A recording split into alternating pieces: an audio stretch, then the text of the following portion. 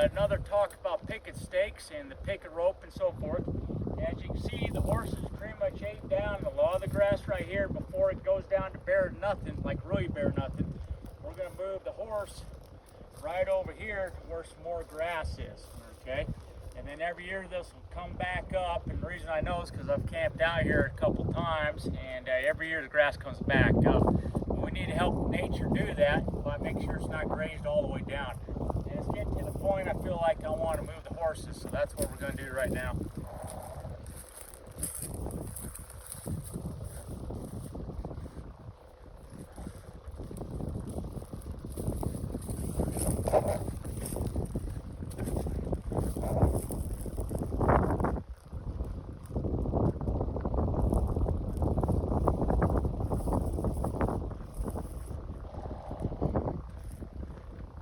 Okay, we're going to put the halter on.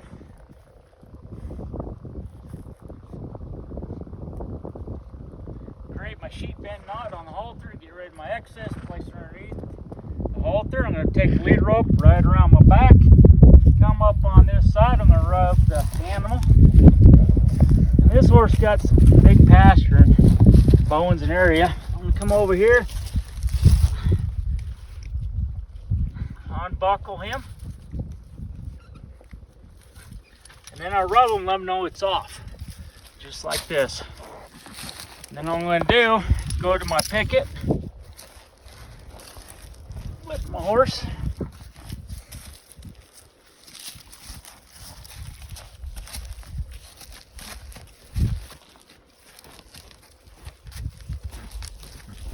and with these pickets, what I like to do is just pick them straight up off the ground. Just pick straight up. And you see how easy I picked this up. The ground's kind of soft, but because they're out so far, it's hard for them to lift straight up because everything's horizontal pull force. And then therefore they don't pull it straight out of the ground. Okay, so we're going to move this picket.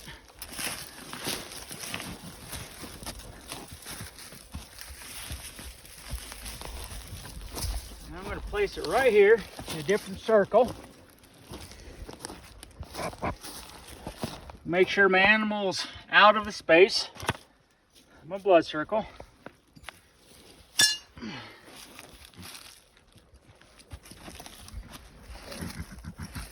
Because you're Mr. Curiosity.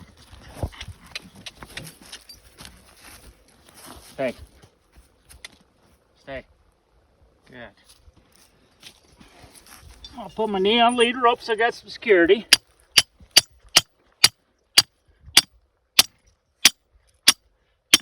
Hammer this thing down, and you can see what I got here on the picket. All I did was a back braid with loop on it, and then I created a girth hitch. So all that is really is a ring braid. Okay, once I'm here, I bring in my coils in a nice little circle.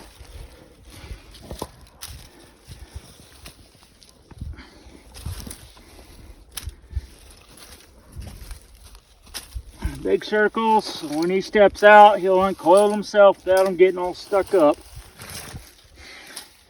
Now you see right here on the other end, all I did was a back braid, creating a loop in the back braid, and I put in a nice little spinner here.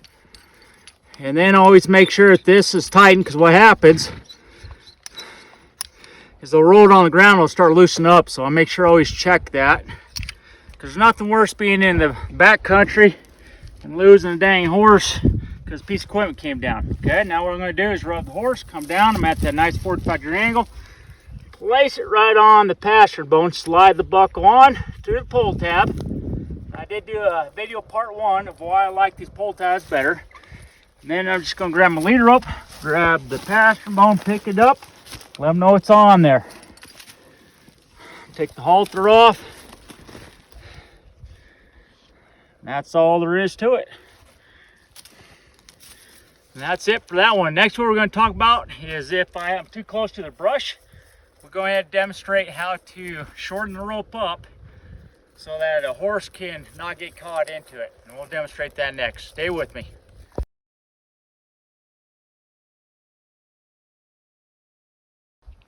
Hello folks, we're going to talk about next, like I promised you, is how to shorten up a picket line rope. If you see over here behind me, what I have is a lot of sagebrush and stuff, and this rope loves to get twisted around it, and it does do the horse no good when they're grazing. So what I like to do is find the middle of my stake, and I'll do a walk off, just a good estimate of how far distance it is. So there's one step, left foot, second step, left foot, third step, fourth step, 5 steps, boom, right in the brush. What I'm going to do next is I'm going to go up to the horse and do 5 steps back. Starting with my left foot. 1, 2, 3, 4, 5. So I know from right here to there, I know I have to shorten up my rope for that length. So the knot we're going to use today is called the Sheep Shank. Just like bah, bah, you know, that type of sheep. And it's a shank, a different knot. There's a lot of videos out there that you can look at this up, how to tie it. I'm just going to do it real quick. And like I said, there's a million videos out there to show you specifically close-ups how to do it. All right. First thing I like to do is I'll grab some slack here. I'll bring the horse over. Good. A lot of times I do a lead rope. Bring the horse back over to me again. Good. And we're just going to keep doing that until I can. My hand is marked where my left hand is. I'm going to see if I get how much slack I can get. Remember, I got a video of how to lead the horse by the hoof. Up again. Good. Okay.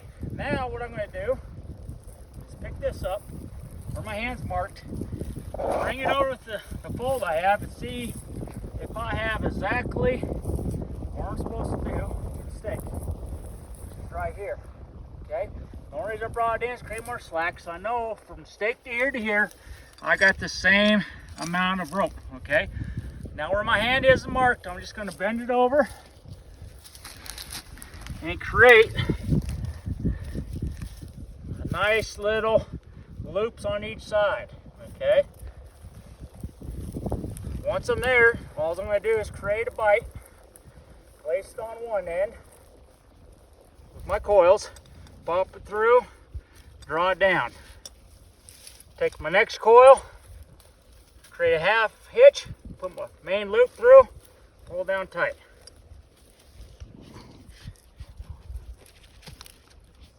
Then I'm going to come over to the next side. My coils, create a half hitch, go through, pull tight.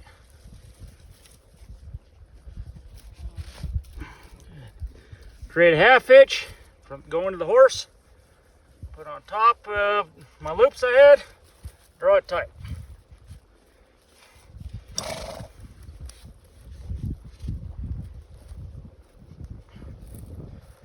Okay, so what you see right here, a normal sheep shank is only a half inch on each side, but for safety, I like to put 2 on each side, okay, on this sheep shank. Now the horse is shortened down on the length of the rope. It's not going to run into the brush, and I'm good to go, okay? So I hope that helps you out on a tip. Hope you enjoyed my videos. Please hit subscribe, and please give me a 2 thumbs up for more solutions to your problems. Howdy there. What we're going to do is show you after the sheep shank, once we're done with the length of it. What's nice about the half hitches on there, if the horse pulls on it hard, you're able to undo it pretty quickly. All you got to do is undo the half hitch locking bar. They're pretty easy to undo. And that's why I like the sheep shank, because no matter how much a horse pulls on, it's pretty easy to undo itself. And voila, and that horse was pulling on it for a few minutes there. I made sure of that so you can see how easy it is to get a sheep shank out. Of course, that all depends on a lot of factors. If you're using the right type of rope, this is a cotton rope, 1/2 inch diameter. Works pretty good. In my other videos I explained, I also use lunge ropes, the big circular ones, not the flat webbing. And that works very well. So as you can see, easy pleasy, nice and neat, and that's how you get that done.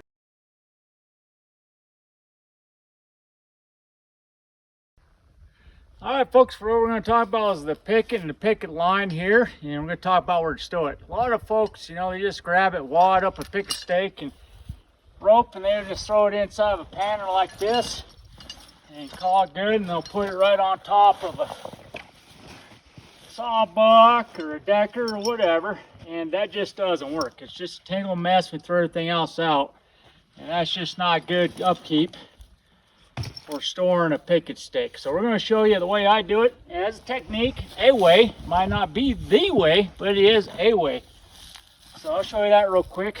So what we're going to do is untangle it real quick.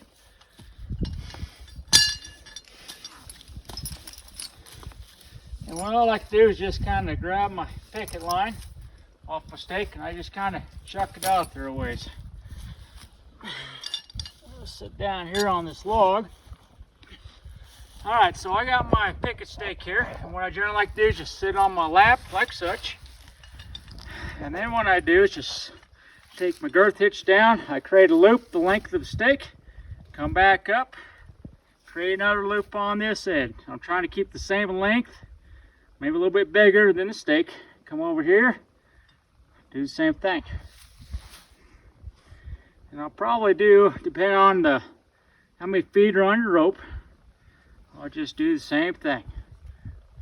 There's my 3 circles. Now this is a 32-foot rope.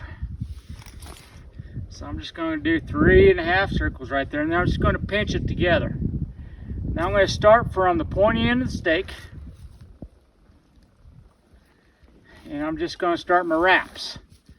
1 wrap, 2 wrap, and I'm just going to work from south to north.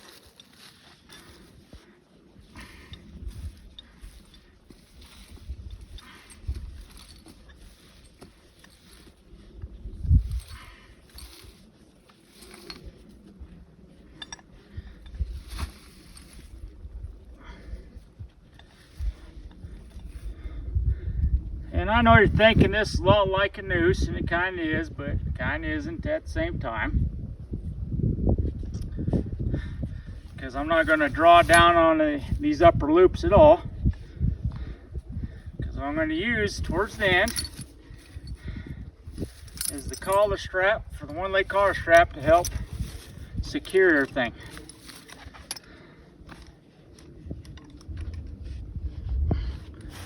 Okay, once I'm here, what I like to do is I like to take my little one-leg collar strap, feed it through all these loops right here so nothing comes undone, and then feed it right through my metal stake loop.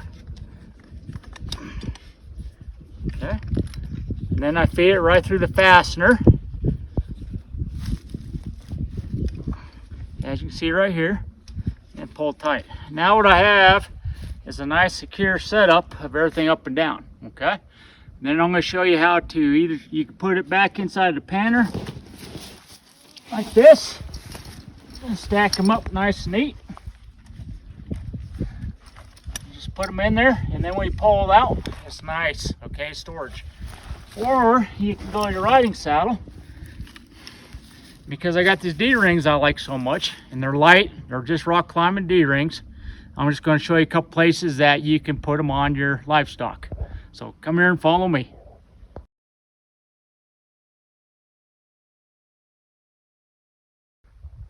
All right, folks, here's another handy tip with these type of picket stakes. These stakes are kind of large. What I like to do is I like to take a grinder, grind them down, and I like to take a shotgun shell, just normal 12 gauge. What I'll do is just stick it on the end of it and pop it up in there. And what that does, if it's in the packs or in the manny, it doesn't poke a hole through all your stuff. So that's just a real quick handy tip. And a lot of times you just put a little thing of duct tape around it, keep it in place, and now you're good to go. Okay, so now we're at the horse, and you're thinking, geez, Travis, that's a lot of equipment right there. I'd say you're right, okay? But what I like is I like something I don't have to worry about when I'm sleeping inside the tent, hearing the horses wander off. I'm like, oh gosh, darn, what the heck happened? And I know it's not going to happen with this setup. So it is a little hefty. So those of you viewers that are wondering how heavy it is specifically for this setup, I'm going to put it on my little pack scale, bring it down, and right now I'm sitting right here right at about 4 pounds, nope, 5 pounds. So about 5 pounds right here of weight, probably a little bit under, okay? So I hope that answers the question. So you got to remember, you got to add, when you're riding in the backcountry, you got to remember your weight, the saddle and everything, and 20% from the horse's final weight. So if it weighs 1,200 pounds, you got to factor in minus 20%. That's what you want to stay away from, okay? All right, so one place you can put this is the D-ring. I got these on both sides of the saddle. So this side I have my rifle and my scabbard on. There's my scabbard. So if I had a rifle on, I want to balance it with this side of the Picket, because I know they basically weigh the same. And that's the reason why I like my Pickets weigh the same as my rifle, so they counterweight each other. And I could secure it just like this. Okay, so that's one way I could do it. And then normally I put another strap on here so this isn't going back and forth. Another way you could put these on, and obviously Picket stakes vary in size and lengths, so you can make it hang down as far as you want off the ground.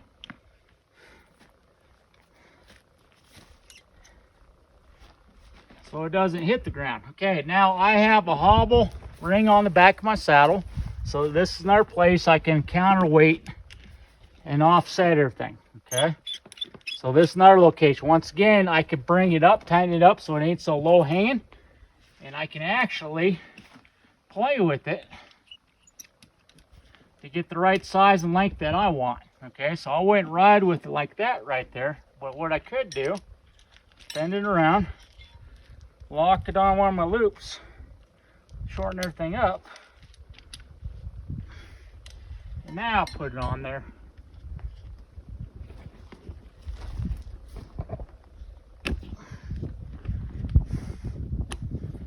Okay, now I'm up a little bit higher. Now, if you got a horse that's sacked out, they're going to be used to rowing, they're going to be used to swinging, they're going to be used to a lot of stuff. So this is another way, especially if you got a short Picket stake. They don't bother them much. Okay. Another way that you can secure them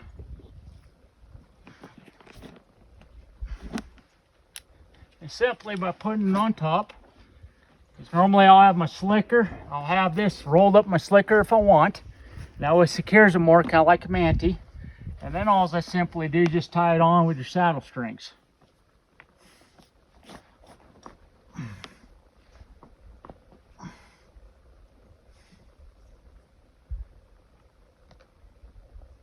And all I'm doing is doing a bite with half hitch. And then with a half hitch, create another bite. There's half a dozen ways to do this. It's just one way, and I just draw it down.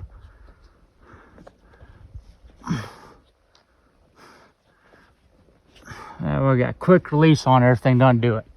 And we'll go around to the other side.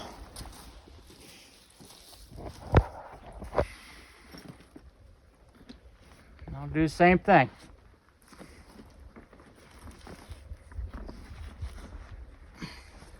One thing I'll caution you on, I don't like to put a lot of stuff on the back of the saddle, behind this cantle here of the saddle, because when you're trying to mount, okay, I create my little bend or a bite, create a half hitch on top, put it through, draw it down nice and tight.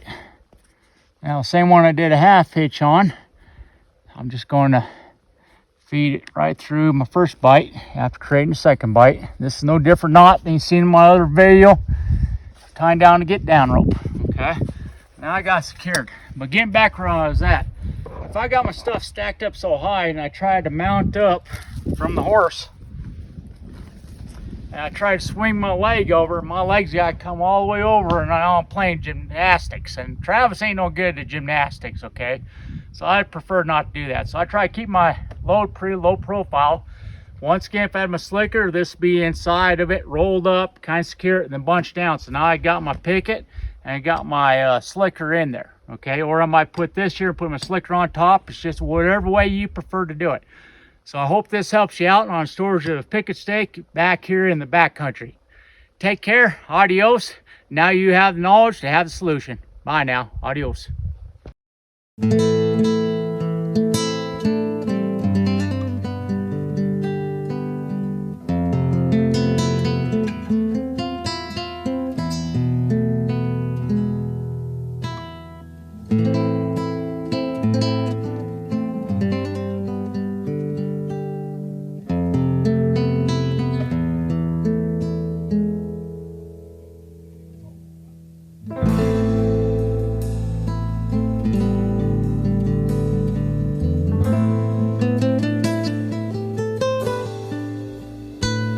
I come from a